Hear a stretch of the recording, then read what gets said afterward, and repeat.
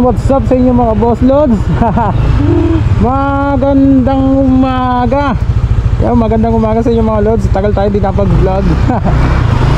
Ay, sandali. Ano muna ba kayo? So yan.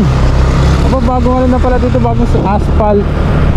So yan mga loads, magandang umaga. Siguro magandang pag-usapan natin. Ngayon, share ko lang pala sa inyo mga loads yung bagong ngayon, mainit-init to no? Bukod sa end cap mga loads, nag-i-asphalt sila ngayon ng tulad yung sinasabi ko yun, no? Nag-asphalt sila ng kalsada. Tapos naglalagay na sila ng shallow lane. Kasi parang pinag-iisipan nata nila na magkakaroon ng share lane na talaga yung motor at saka yung mga bike. Di lang siya, especially sa motor, saka di lang sa bike, pati sa mga 4 wheels. Yan. Pero dito bagong bagong asphalt. So maglalagay sila ng share lane at tinatawag na shallow lane. Ito lang ang ginagawa nito. Ayan, share lane mga lods, maglalagay sila ng share lane. At parang dito sa right side, ayan, binago na rin pala nila yung stoplight mga lodi cakes. Yan, mainit-init na rin yung pagdedebatehan eh. Tinanggal na pala yung timer sa mga sa mga lugar na madalas natin nakikita. Diba nakikita natin na timer ay stoplight ay may timer. Ngayon yan, bagong-bago na yun, yung mga nag-blink ng 5 blink yata yan. Then next 3 blinks kulay dilaw na. So, ayan, kung makikita nyo dito kasi dati may ganito, may timer to eh. Ewan ko ba ba't pinagpapalit nila na ganyan style. Tulad nyo, wala naman din blinking red. So bahala na sila sa buhay nila. Yung MMDA, yung daming naiisip eh, no? Mas maganda kayo may timer para alam mo kung kailan ka talagang mag-go, hindi yung kansahan. Dahil ang sinasabi nila ay dapat tulad na share lane yung mga loads yan, yung may arrow na yan, tapos may bike, big sa yan, share lane. Ang definition pala niya mga loads, ito lalagay natin dito yung perfect definition. Perfect pala din, yung talagang definition pero yung sa pagkakalam mo, i-share ko sa inyo mga loads. Yung share lane na yan, yung pagsasaluan ng mga motor, bike, saka kung ano mga sasakyan kapag may mayroong may kapag ano sa English no, kapag ay malitang kalsada tulad nito. Usually itong mga loads, itong kahaba ng napakaliit ng kalsada nito. Yung time ng pandemic mga loads, talagang bawal ka talaga pumasok dyan. Talagang uhulihin ka talaga mga loads. So ngayon, itong kamakailan lang mga loads yun, madalas makikita ka na share lane, yung arrow na yan. Usually dapat nga dalawang arrow yan, iwan ko ba tatlong arrow yan.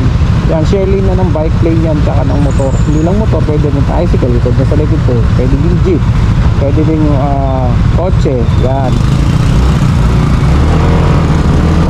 So yan, hindi na siya ngayon, hindi na siya eksklusibo. May definition exclusive tsaka inclusive eh, diba? So hindi na lang talaga siya para sa bike. So ito, yung pagkakalam ko, kapag broken lane, pwede ka pumasok dyan mga lodi cakes, pwede kayo mag-share dyan. Pero alam ko kapag solid lane, alam ko naglagay ng definition dyan or example yung MMDA. Hanapin ko yung post mga lods. Pagsisikapin ko hanapin yung post na kanilang pinost sa kanilang Facebook account. Ilalagay natin yan dito. Promise ko sa inyo yan. So yan, kadalasan dito sa Nonas mayroon ng ganyan. Kasi napakalito kung tutusin mga lods, tuling lang to eh. Pinag-iisipan nga nila tanggalin na yan eh. Kasi kung talagang i-calculate mo mga lods, ano ba mas marami dumadaan dyan? Motor o bike? Sasakyan, jeep, diba? Yun yung mga madalas na dumadaan talaga sa mga gantong kalsada. Naiintindihan ko mga lods, during pandemic talagang halos lahat talaga nagbabike kasi sorry naman to. Yeah, diba? Pwede pumasok dyan mga lods, share lane na yun eh.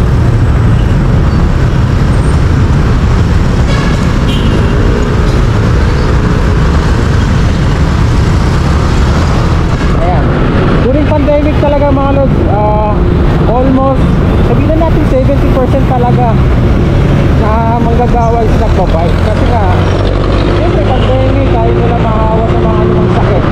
Pero ngayon bumalik na talaga sabihin natin 95. Para hindi perfect. Lahat yan mga halos bumabalik na sa mga pang ano pang publikong transportasyon. Saka nagmumotor na mga yun. Noong time ko 2012 na nagmotor ako po, konti lang yung mga nagmumotor eh. Ngayon nakadami na dahil nga mas convenient. Sabihin na natin talagang ano, mas mura na rin kasi yung mga motor ng mga lods. 500 na magkakamotor ka na. Minsan nga sir, down payment pa na sa ngayon eh.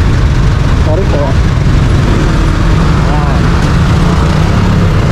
So yun, marami dito naka-share link na mga lods. Kaya hindi na talaga para sa mga motor, para sa mga bike. Meron rin yan sa ano, sa Commonwealth naman yan talagang ano, talaga dapat meron kasi napakalaking kalsada nun. Talagang share lane talaga, share lane talaga. Para pwede talaga para sa mga bike yun. Yun talaga pwede kasi malaki. Marcos Highway yan, mga malalaking kalsada. So yung ganito na medyo maliit, lalo naman, no? Share. Sabi nga nila eh, no? Medyo sabi nila, share the road. So yung mga gano'n, no? Pag-usapan lang natin kasi nga marami din nagtatanong sa akin eh, kung may nalalaman ba ako sa nagputo, parang integration na, no? Kung may nalalaman talaga. Eh yun nga mga lods, yun lang share ko yung ano ko, no? Sana talaga, sana share halos yan, share lane na. Kasi marami pa rin talaga na hindi pa rin. Yan kapag nag-solid lane, tulad sabi ko, pag nag-solid lane yan, eh para sa mga bike lang. Eh tulad nito, yung wala oh, kita mo ito. Siguro luma na to. Bawal pa sa motor yan dyan. Kasi wala mang share lane ano, na nakalagay dyan. Marami pa naman dito mga lods, naka ano na, naka-end-cap na. Makikita nyo dito, naka-end-cap na ito mga lods, ano na. Aurora to, Aurora. Pero ano na tawag eh, nalilito nga ako dito eh. Akala ko Aurora Boulevard, saka bandang ano, Boulevard, saka bandang Maynila. Dito pala yun. So yun. Basta mga bago na ito mga lods, so meron ng police, ano na dito, police, ano ba tawag dito? Satellite. Yan. Pero yun, okay yung mga lods. Di ko lang kung may tao dyan, sana meron. 911. Sabi nga nila eh, nung inopen yung NCAP, kasabi ng NCAP nagkaroon sila ng partnership ng PNP. Dapat 5 minutes, dapat naka-response na ang ating mga kapulisan. Pero mahirap yung pag walang ano no, 5 minutes. Siguro kung malapit talaga sa mga tulad ng ganito, 5 minutes oo, pero yung mga medyo malalayo, mga masukal na ano no, wala po yung 5 minutes na alon. Pero sana no, sana pausag tayo mga lord, yung masaya, pinakamagandang nangyayari sa Pilipinas natin, sana pausag tayo, hindi tayo paurong. Pero doon nangyari dyan sa stoplight na yan, maliit na bagay pero malaking epekto sa mga motor yan. Ila sa motor no, sa mga pagpupig ng sasakyan, saka sa mga car owner. Sinimi, yung tinanggal yung timer, ano ba yan? Pinalit blinking. Kaya na paano? Akin na lang ano, paano kayo sa mga malalaking sasakyan tulad ng truck? Diba? Yung mga sudden brake. Naku, napakatakot yan. Maraming nangyayari yan mga lods dyan sa mga pababa. Sudden brake, tapos yung stoplight. Diyos ko Lord! Lalo na mga yung ano, air brake, yung kailangan mo mong i-pump. Gano'n pa ba nun?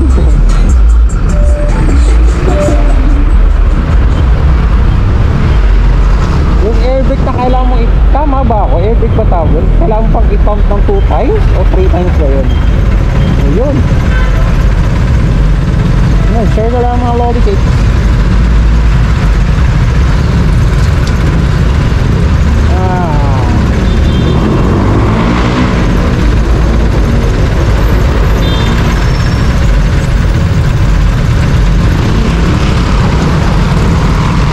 Tagal na pala na ito mga alas ng motor ko. Pero sa mga matagal ang ano no, sa mga matagal na talaga, NMAX talaga yung medyo mahaba ang buhay mga lodi cake. Tulad dito mga lods, itong motor ko 6 years na to. Maintenance lang talaga sa langis. Ayan, talaga number 1 ka dyan mga lodi cake. At gaano kamahal ng mga pyesa mo, wag mong pababayaan ng langis. Yung magkarga ka na magkarga, gumastos ka na gumastos sa motor mo, pero wag mong pababayaan ng langis. Dahil mura lang yung mga lods, 300 to 280 lang yung langis. Magandang klase na, wag mong pababayaan. At magastos ka pa sa mga pyesa. Inuna mo pang pyesa kayo sa sa langis, ay yari talaga yung motor mo, di tatagal talaga. Ito mga lods, every 1.5 to. Change ko to. Ayan o, makikita nyo meron ako dyang monitor. Monitor ko yan. Oil trip, 1,000 na. Change ako every 1.5 para sigurado. Dati nung bago pa tong motor ko, change ko ito mga lods, every 2,000. Pero syempre, alam naman natin, habang lumuluma ang motor, mahanap ng kalingayan mga lodi cakes.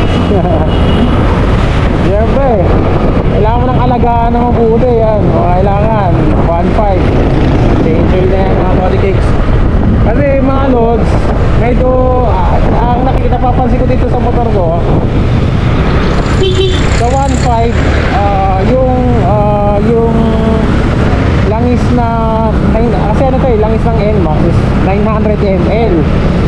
Napapansin ko pag nag-3 na siya, nagbabawas na siya ng 100 ml or 100 ml, minsan 100 ml, tapos pinaka 200 ml. Kasi yung mga ganun, kaya kailangan talaga rit talaga.